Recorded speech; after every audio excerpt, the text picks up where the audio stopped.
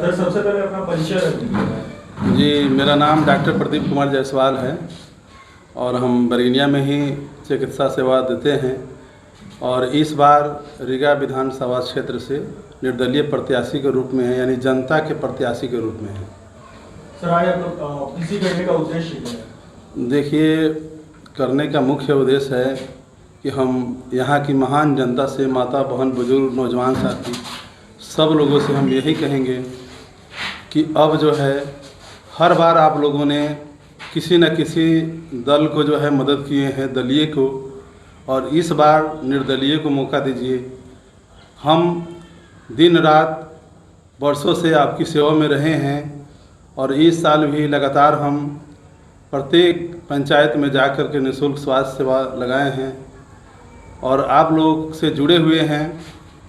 हम आपके लोग हैं और मुझे आप लोगों की सहयोग की ज़रूरत है और आप लोगों को मुझे पूर्ण विश्वास है कि आप मुझे जो है अधिक से अधिक वोटों से जिता करके जो है विधानसभा भेजेंगे। कल आपका नोमिनेशन हुआ है और जब लोगों से लगातार मुलाकात कर रहे हैं तो किस तरह की समस्या सामने आ रही है रीगा विकास को लेकर? देखिए, समस्या तो काफ़ी है और पहले से भी हम घूम रहे हैं, जैसे कि स्वास्थ्य व्यवस्था जो है यहाँ बेहतर नहीं है। किसी भी पीएचसी में महिला चिकित्सक नहीं है, सर्जन की कमी है, वेंटिलेटर की सुविधा नहीं है, तो समस्या बहुत है। जैसे अपराध, बॉर्डर से सटे हुए इलाके में अपराध की समस्या काफ़ी देखी जाती है। आप देखेंगे दिन रात पेपर में जो है न्यूज़ में भरा हुआ रहता है कि फलाना जगह फलाना घटना हुआ, बैंक किसी का पैसा छीन लिया, किसी को गोली लग गया, कभी कुछ हुआ, कुछ न कुछ अपराध की घटनाएँ होते रहती हैं। और यह इलाका बाढ़ प्रभावित इलाका भी है। किसानों को जो है पानी की सुविधा नहीं है नहर बना करके, और युवाओं को जो है रोज़गार नहीं है। ऐसा नहीं कि यहाँ के लोगों में, यहाँ के नौजवान साथियों में जो है हुनर की कमी है।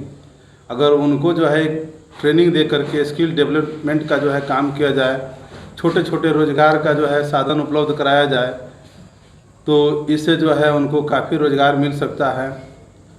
और हमें पूर्ण विश्वास है कि यहाँ की महान जनता पर कि उनके आशीर्वाद और प्यार की बदौलत हम चुनाव जब जीतेंगे तो इस क्षेत्र में बेहतर विकास करेंगे। जैसे कि बागमती अनुमंडल लगातार ही कितने सालों से मांग है, लेकिन यह हो नहीं रहा है। अगर जनता ने मौका दिया तो इस काम को हम करेंगे। अख्तर घाट पे पुल है, वहाँ पुल बना नहीं है, बार बार नाव दुर्घटना होते रहती है, लेकिन नेताओं के कानों तक शायद आवाज़ नहीं पहुंच पाती है। और हम तो है जनता का सेवक है, दिन रात जनता से जुड़े हुए हैं और इनकी समस्या जो है हम समझते हैं। और निश्चित रूप से जो है हम सब मिल करके रीगा विधानसभा क्षेत्र का बेहतर विकास करेंगे। अगर जनता ने आपको आशीर्वाद दिया, मान लीजिए अगर आप जीत करके विधानसभा जाते हैं, तो सबसे पहला प्राथमिकता क्या रहेगा आपका रीगा के लिए? देखिए, सबसे पहला काम तो मेरा रहेगा कि माता बहनों के लिए, क्योंकि हम लोगों से जुड़े हुए हैं, तो उनके लिए स्वास्थ्य व्यवस्था को बेहतर करना।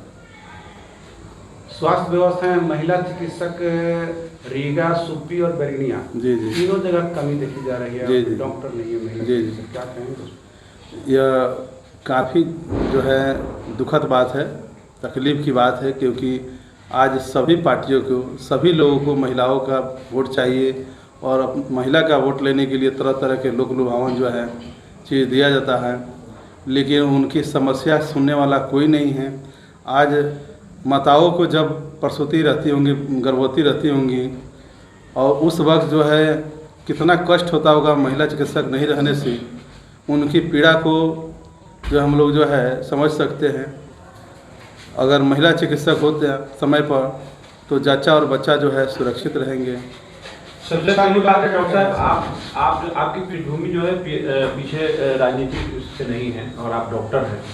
आपके सामने जो बड़े बड़े धुरंधर हैं, बड़े बड़े पार्टी के हैं लोग, आप उनसे कैसे लड़ेंगे, कैसे लोगों को पहुँचाएंगे? अभी जो है तरह तरह का लोभन प्रलोभन दिया जा रहा है जी, कैसे पब्लिक के सामने में आप जाके कैसे अपनी बात को पहुंचाएंगे? देखिए, जनता सब जानती है और यह मिथिला की धरती है, वैसे लोगों के लोभ में आने वाली नहीं जनता है, क्योंकि यहाँ के लोग ईमानदार हैं।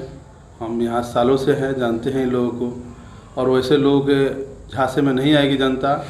कोई जो है लड़ाई नहीं है लोगों से, मैंने जो बोल रहे हैं पार्टी के लोगों से, कहा गया कि कोई नहीं है चक्कर में, है ना, कि कोई नहीं है टक्कर में, और डॉक्टर प्रदीप जायसवाल ही निश्चित रूप से चुनाव में निकलेंगे और जो है बिहार को रीगा की जनता एक स्पष्ट मैसेज देगी। सर, शिक्षा क्षेत्र में आपका क्या कदम रहेगा? देखिए, यहाँ के शिक्षकों में भी काफ़ी टैलेंट है, ऐसा नहीं कि उनमें कमी है, लेकिन ज़रूरत है उनके लिए बेहतर व्यवस्था करने की। अगर हम चुनाव जीते तो जैसा कि आजकल डिजिटल इंडिया की बात करते हैं, डिजिटल युग है, तो जो विद्यालय है उसमें जो है बच्चों को शिक्षा के लिए विशेष व्यवस्था की जाएगी, यानी डिजिटल क्लासरूम की व्यवस्था की जाएगी। सर, अभी आपने बात युवाओं के रोजगार के लिए किया है, तो प्लान एक अहम मुद्दा बन चुका है बिहार में, तो अगर आप जीतते हैं तो युवाओं के रोजगार के लिए आप कौन सा कदम उठाएंगे? हम बोले ही हैं कि युवाओं के रोजगार के लिए जो है सबसे पहले स्किल डेवलपमेंट का मतलब हुआ कि छोटा छोटा जो है हुनर उन लोगों को दिया जाए, जो जिस क्षेत्र में, जैसे कि आज AI का युग है, मोबाइल का युग है, कोई क्या बोलते हैं AC बनाने का, कोई कुछ है, तो तरह तरह का जो है अगर टैलेंट युवाओं में यहाँ है, अगर उनको हुनर दिया जाए, उनको प्रशिक्षण दिया जाए तो अच्छी आमदनी घर पर ही कर सकते हैं। और जब घर पर आमदनी होगा तो माता पिता की सेवा भी करेंगे। अगर इस क्षेत्र में पार्क की व्यवस्था बेहतर हो जाए तो वहाँ जो है दादा अपने पोते के साथ जाएंगे पार्क में, तो किसको अच्छा नहीं लगेगा, लेकिन है ऐसा नहीं है।